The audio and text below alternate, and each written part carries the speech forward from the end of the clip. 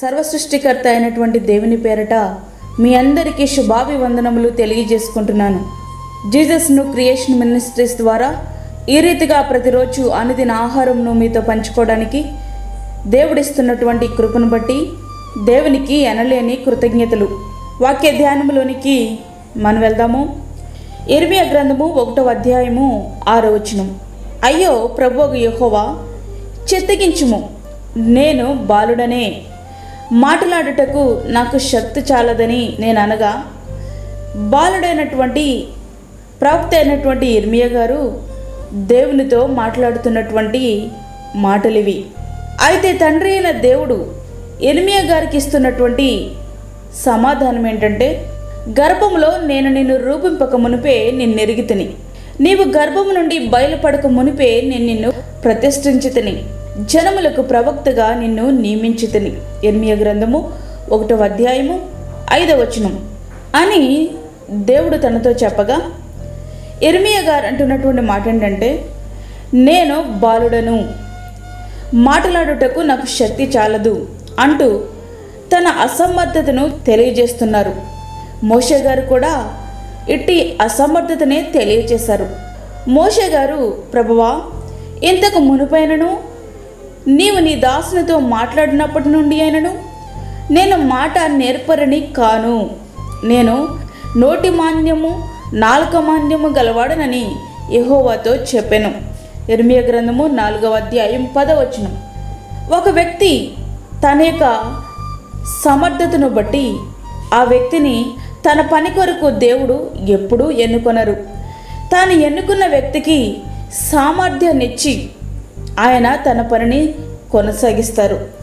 జ్ఞానులను సిగ్గుపరచుటకు జ్ఞానము లేని వారిని ఆయన ఎన్నుకుంటాడు. బలవంతులను సిగ్గుపరచుటకు బలహీనులను ఆయన ఎన్నుకుంటారు. ఒక వ్యక్తి ఈ పని చేస్తాడు అని తనకున్న సామర్థ్యాన్ని బట్టి ఆయన అప్పచెప్పడు, కానీ సామర్థ్యము లేనటువంటి వ్యక్తికి సామర్థ్యమును అనుగ్రహించి తన పని కొరకు ఆయన వాడుకుంటాడు. ఇది చాలా విచిత్రంగా ఉంది కదూ.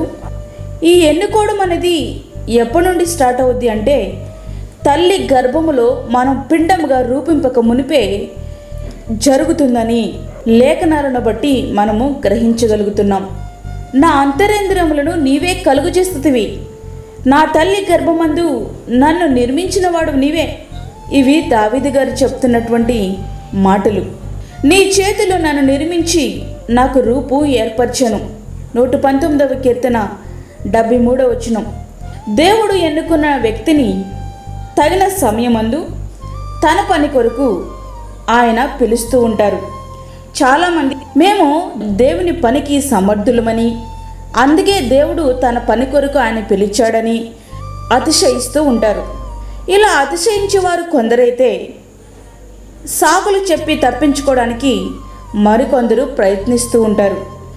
ప్రియ స్నేహితుడా, ప్రియ విశ్వాసి, ఏ విధంగా దేవుని యొక్క పిలుపును నీవు అర్థం చేసుకుంటున్నావు? ఇర్మియా గారైతే తన అసమర్థతను దేవునికి తెలియజేసినప్పుడు ఆయన తన నోటిని ముట్టి ఆయన మాటలు తన నోటి నుంచి సమర్థునిగా చేశాడు. దేవుడు సెలవిస్తున్నటువంటి మాట ఏంటంటే, నేను బాలుడనవద్దు, నేను నిన్ను పంపువారందరి ఎద్దుకు నువ్వు పోవలను, నీకు ఆజ్ఞాపించిన సంగతులన్నీ చెప్పవలను, వారికి భయపడకుము, నిన్ను విడిపించుటకు నేను నీకు తోడయ్యున్నాను.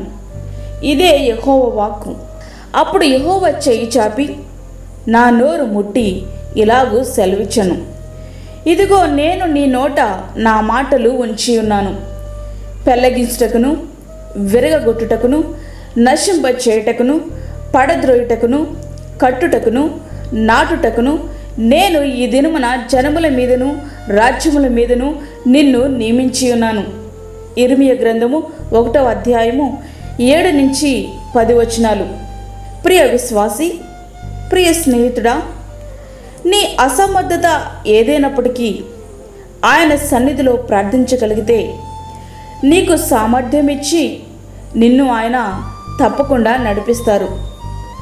అట్లా కాకుండా సాకులు చెప్పి తప్పించుకునే ప్రయత్నం నువ్వు చేస్తే దేవుని శక్తిని మనం చులకన చేసిన వారమై ఆయన ఉగ్రతకు గురి కావాల్సి వస్తుంది. అది మన జీవితాలకు శ్రేయస్కరము కాదు.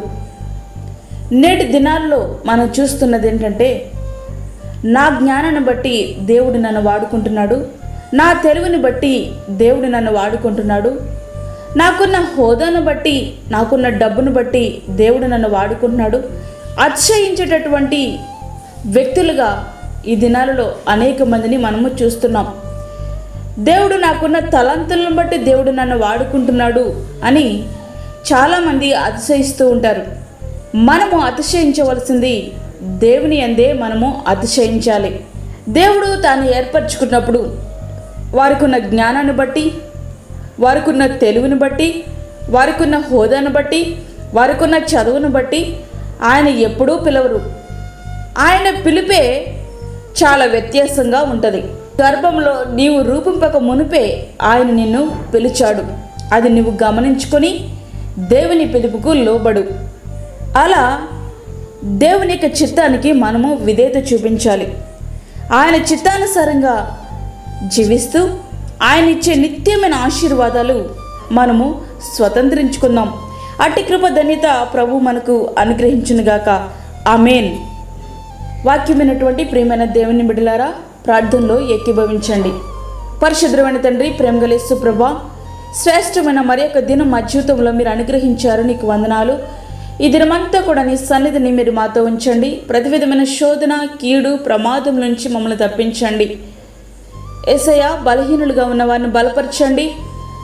రోగులుగా ఉన్నవారు నీ చిత్తంలో స్వస్థ పొందినట్లుగా సహాయం చేయండి. అదేవిధంగా వాక్యం విన్నటువంటి వారు ప్రభా మీరు పిలుస్తున్నప్పటికీ ఎక్కడైనా నీ పిలుపునకు అవిధత చూపిస్తూ ముందుకు కొనసాగుతున్నట్లయితే వారిని మీరు దర్శించండి, వారితో మీరు మాట్లాడండి. ప్రభువా నీకు స్తోత్రములు నాయన. గర్భఫలము లేని బిడ్డలకు గర్భఫలము దయచేయండి. ఆదరణ లేక ఉన్నటువంటి వారికి ఆదరణ దయచేయండి తండ్రి. గర్భిణీ స్త్రీలను, చంటి బిడ్డలను, వృద్ధులను మీరు జ్ఞాపకము చేసుకునండి ప్రభువా. వారికి కావలసినటువంటి నీ కృపను అనుగ్రహించండి.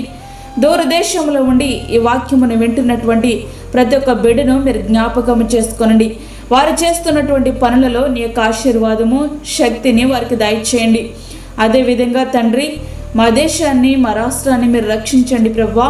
నీ సన్నిధిని మీరు మాతో ఉంచి, మాకు కాదు యెహోవా, మాకు కాదు, సమస్త మహిమ ప్రభావం మీకు ఆరోపించుకుంటూ యేసు పరిశుద్ధ నామమున అడిగి వేడుకుంటున్నాము తండ్రి. ఆమేన్. ఈ వర్తమానంలో మీ బంధువులకు, మీ స్నేహితులకు షేర్ చేయండి.